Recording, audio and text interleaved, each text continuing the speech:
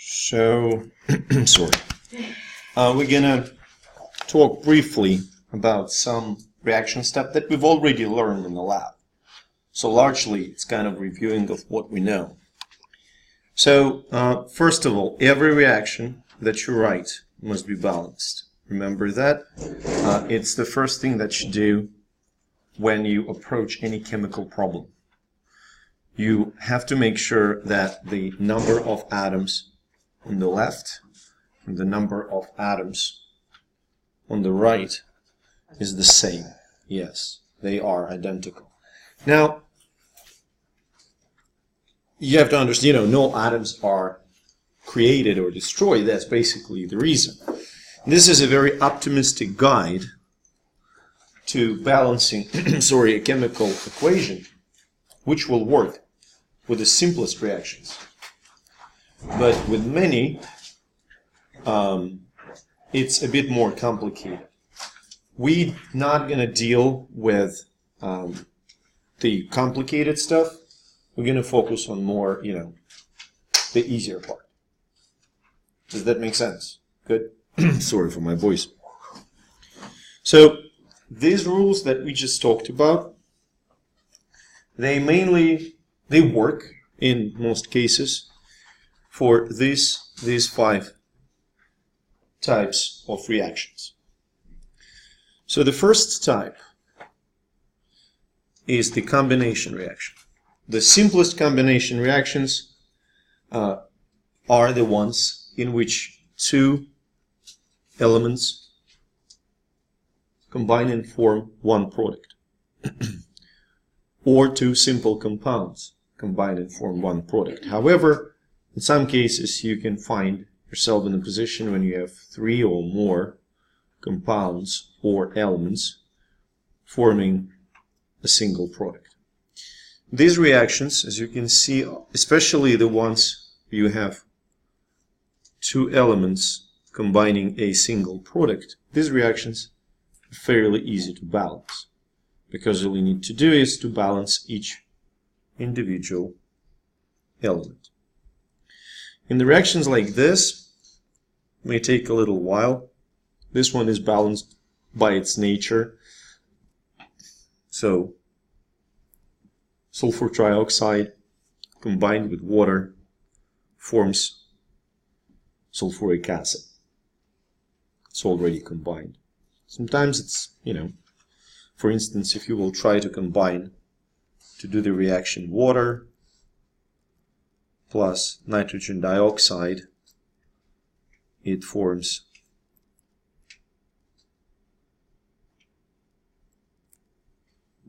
that reaction is harder to combine because there should be oxygen too. Because there are 3 components in the beginning are involved. Okay, it's still doable, but it will take a little bit of sort of trickery. Does that make sense? The edge 2 become only one edge here. Well, that's the idea of balancing. This reaction that I wrote on top is not balanced, so you need to balance it. Oh. Okay, does that make sense? So it's not balanced. This one is not. So you don't have to worry. The reactions that I may ask you about will include 2 and 1 if it's going to be the reaction of combination. Okay, 2 on the left, 1 on the right. In the reaction of decomposition, you see practically the opposite picture. It's the substance that decomposes into 2 or more components. Does that make sense?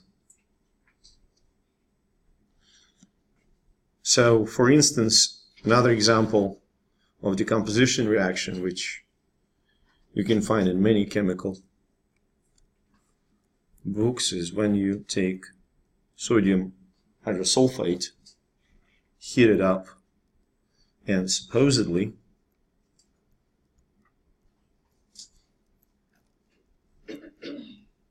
produces this. Okay, this reaction is already balanced, produces sodium pyrosulfate and water. I vividly remember this reaction because I had to heat up this salt for like 3 days. Like, it was just sitting there being heated for 3 days. And finally, I've got some sodium pyrosulfate. But that's another example of decomposition reaction. Again, nothing's going to be too complicated. There's going to be 1 on the left, of course, and 2 on the right. We clear? Single replacement. Often, it's the reaction between the metal and acid or salt. For instance, the first reaction is often used in the lab to produce hydrogen gas. You will take a small zinc tablet and drop it in the solution of hydrochloric acid. You will see bubbling. That's the hydrogen gas that is produced as the result of this reaction. It's called single replacement because zinc takes the place of hydrogen. Does that make sense?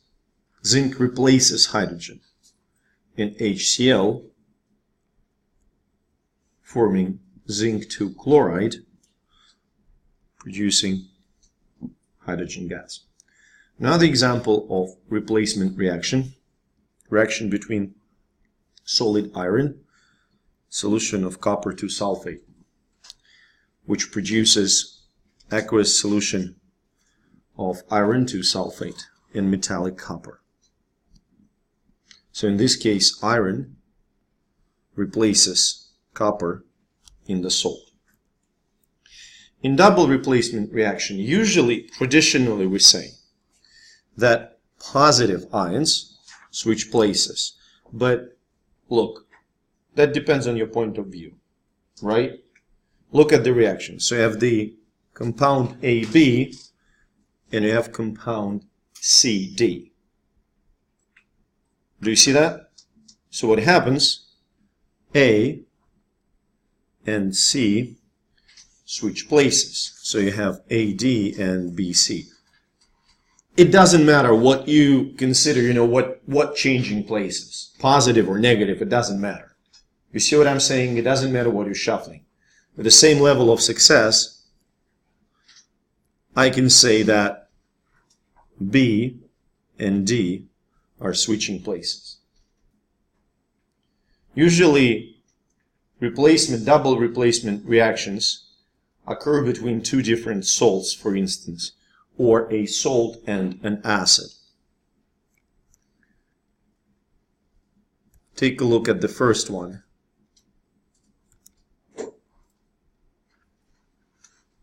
So in this case, soluble silver 1 nitrate interacts with the soluble sodium chloride. You did that reaction in the lab. That produces the precipitate of silver 1 chloride and soluble sodium nitrate. The reaction at the bottom is the reaction between the salt, the precipitate of zinc 2 sulfide, and hydrochloric acid.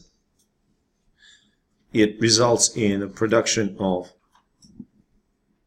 dihydrogen sulfide, which is gas, and zinc 2 chloride, the aqueous solution of it. So in this case, you see zinc and hydrogen switch places. Does that make sense?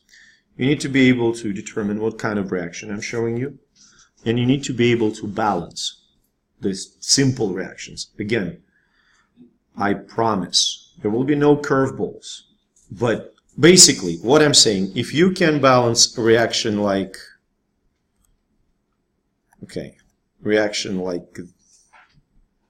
this, it should be fine.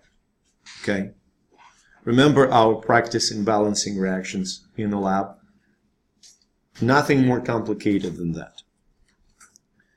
Now, specific type of reaction that is called a combustion reaction. It's the direction of basically burning.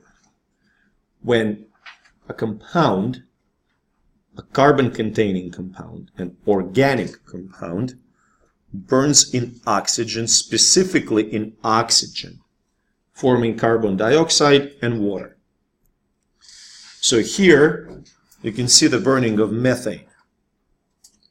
Methane, CH4 molecule, is the main component of what?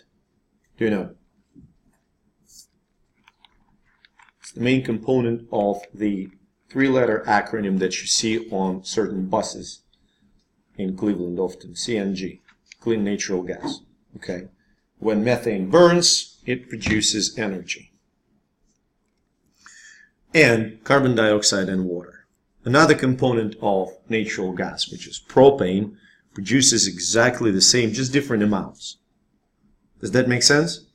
It turns out that you, every day, burn compound that contains that organic carbon in pretty simple reaction that I'm going to write for you.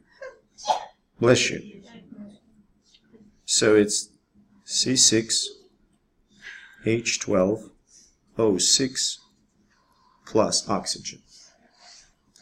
I'm not going to, well, can balance it. It's going to be 6 oxygens. It will produce 6 molecules of CO2 and 6 molecules of water. This compound here, C6H12O6, is glucose. That's the sugar that you burn every day. And what you exhale carbon dioxide and a little bit of water. Does that make sense? Yes, table here summarizes main types of the reactions: the combination, decomposition, single replacement, double replacement, and combustion, which I will ask you on the next exam. That's hard. Not next week. No. Huh? Probably the following year.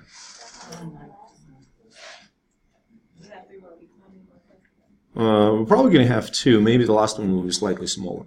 Sort of a final. A final. I call it a final, but it's not a final. Like, it's not a comprehensive, it's just another one. Okay, so we're going to wrap it up at this point. I will see you in a bit